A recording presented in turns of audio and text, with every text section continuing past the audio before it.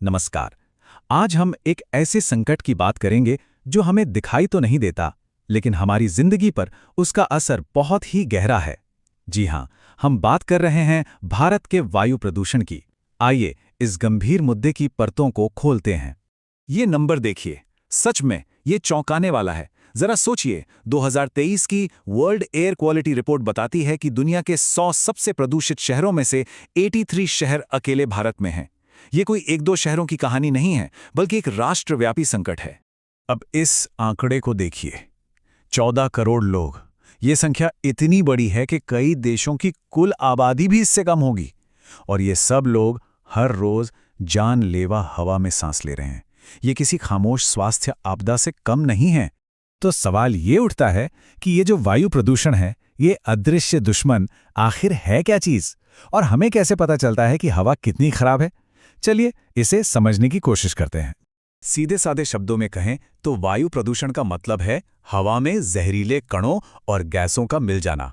और इसमें सबसे खतरनाक पता है क्या है? वो है PM 2.5 जैसे कण।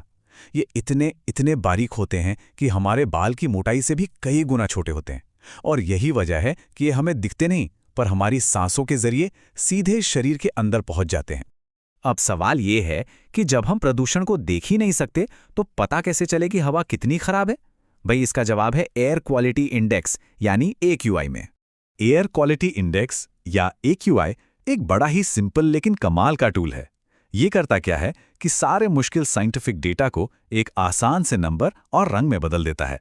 मान लीजिए रंग हरा है, तो मतलब सब ठीक है, आप चैन की सांस ले सकते हैं। लेकिन जैसे जैसे ये रंग पीला, नारंगी और फिर लाल होता जाता है ना, तो समझिए ये एक चेतावनी है कि हवा अब आपकी सेहत के लिए बहुत खतरनाक हो चुकी है। तो अब हम ये तो जान गए कि वायु प्रदूषण क्या है और इसे मापते कैसे हैं, लेकिन ये आता कहाँ से है? भारत में इस समस्या की जड़ें कहाँ हैं? आइए देखते हैं। ये चार्ट देखिए, पूरी कहानी एकदम साफ हो जाएगी। हमारे देश के वायु प्रदूषण का आधे से भी ज्यादा हिस्सा, सोचिए 51%, हमारी फैक्ट्री और इंडस्ट्रीज से आता है। और इसके बाद जो दूसरा सबसे बड़ा विलन है, वो है हमारी सड़कों पर दौड़ती गाड़ियां। 27% प्रदूषण की वजह यही है। तो ये आंकड़े सीधे सीधे हमारे डेवलपमेंट मॉडल और हमारी लाइफस्टाइल पर ही सवाल खड़े करते हैं। और कहानी सिर्फ फैक्ट्रियों और गाड़ियों पर खत्म नहीं होती, और भी बहुत कुछ है। जैसे शहरों में जो कंस्ट्रक्शन का काम चलता रहता है, उससे उड़ने वाली धूल, ईंधन में होने वाली मिलावट, और गांव में आज भी खाना पकाने के लिए चूल्हे का इस्तेमाल, ये सब मिलकर हवा को और जहरीला बना रहे हैं। और फिर आता है एक सीजनल विलन, पराली जलाना। हर साल जब फसल कटती है तो किसान अपने खेतों को साफ करने के लिए लाखों टन पराली में आग लगा देते हैं। अब होता क्या है कि इससे जो धुआं उठता है वो कई कई 100 किलोमीटर दूर तक फैल जाता है और पूरे उत्तर भारत पर एक धुंध की मोटी चादर सी बिछा देता है। अच्छा, तो ये सब तो हो गया कि प्रदूषण कहाँ से आ रहा है, लेकिन जब हम इस जहरीली हवा में सांस लेते हैं तो हमारे शरीर पर इसका क्या असर होता है? इसकी जो मानवीय कीमत है ना, वो बहुत बड़ी और दर्दनाक है। ये नंबर देखिए, 20 लाख। ये कोई छोटा मोटा आंकड़ा नहीं है। भारत में हर साल 20 लाख लोग सिर्फ वायु प्रदूषण की वजह से वक्त से पहले अपनी जान गंवा देते हैं।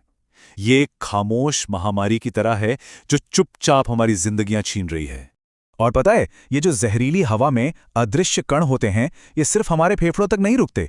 ये इतने छोटे होते हैं कि हमारी सांसों के जरिए सीधे हमारे खून में मिल जाते हैं और फिर खून के साथ बहकर हमारे दिमाग, दिल और शरीर के हर जरूरी हिस्से तक पहुंच जाते हैं और उन्हें अंदर ही अंदर खत्म करने लगते हैं। लगातार ऐसी हवा में रहने का नतीजा क्या होता है? अस्थमा, ब्रोंकाइटिस से लेकर फेफड़ों का कैंसर और हार्ट अटैक तक। और तो और कुछ स्टडीज तो इसे अल्जाइमर जैसी दिमागी बीमारियों से भी जोड़कर देखती हैं। और जरा सोचिए, बैंगलोर जैसे शहर में करीब करीब 50% बच्चों को अस्थमा है। ये आंकड़ा ही इस संकट की गंभीरता बताने के लिए काफी है। और ये मत सोचिए कि इसका असर सिर्फ बीमार लोगों पर होता है। नहीं, ये हम सब पर हो रहा है। एक चौंकाने वाली स्टडी में तो ये तक पता चला कि हम भारतीयों के फेफड़े यूरोपीय लोगों के मुकाबले औसतन 30% कमजोर हैं। मतलब ये हवा हमारे सांस लेने के सिस्टम को धीरे धीरे खोखला कर रही है। तो सवाल ये है कि क्या इस संकट से निपटने के लिए कुछ हो भी रहा है? चलिए अब जरा उन कोशिशों और चुनौतियों पर भी नजर डाल लेते हैं जो साफ हवा की इस लड़ाई में हमारे सामने है। देखिए, ऐसा नहीं है कि कोशिशें नहीं हुई, दशकों से इस पर काम चल रहा है।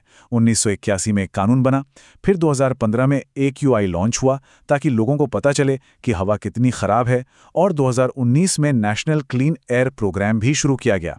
भविष्य के लिए भी कार्बन ट्रेडिंग जैसी योजनाओं पर बात हो रही है। और सिर्फ कागजों पर ही नहीं, जमीन पर भी कुछ ठोस कदम उठाए गए हैं, जैसे गाड़ियों के लिए और सख्त BS6 नियम लाना, दिल्ली में ऑड इवन जैसा ट्रैफिक रूल लागू करना, किसानों को पराली जलाने के दूसरे विकल्प देना, और यहां तक कि अरावली में एक ग्रीन वॉल बनाने का एक बहुत बड़ा प्लान भी है। लेकिन देखिए, इस लड़ाई में चुनौतियां सिर्फ टेक्नोलॉजी की नहीं है। कई बार तो मुश्किल ये होती है कि हम समस्या को ही स्वीकार नहीं करते। एक बार तो स्वास्थ्य मंत्रालय ने यह तक कह दिया कि प्रदूषण और मौतों को जोड़ने वाला कोई डेटा ही नहीं है। अब इस पे जाहिर है बहुत आलोचना हुई, क्योंकि ये बात तो दुनिया भर की साइंटिफिक रिसर्च के बिल्कुल खिलाफ थी। और सच कहूं तो यही सबसे बड़ी दिक्कत है। हमारे पास 1981 से कानून तो है, लेकिन अगर नियम सख्ती से लागू ही नहीं होंगे तो सारी कोशिशें बेकार हो जाती हैं। मतलब पॉलिसी बनाने और उसे जमीन पर उतारने के बीच का जो ये फासला है ना, यही प्रदूषण को एक न खत्म होने वाली चुनौती बना देता है। तो आखिर में सबसे बड़ा सवाल यही बचता है कि जैसे जैसे ये जहरीली धुंध बढ़ती जा रही है, क्या हमारे समाधान समय के खिलाफ ये दौड़ जीत पाएंगे? ये एक ऐसी रेस है जिसे हमें हर हाल में जीतना ही होगा, क्योंकि इस पर सिर्फ हमारा नहीं बल्कि हमारी आने वाली पीढ़ियों का स्वास्थ्य और जीवन भी दांव पर लगा है।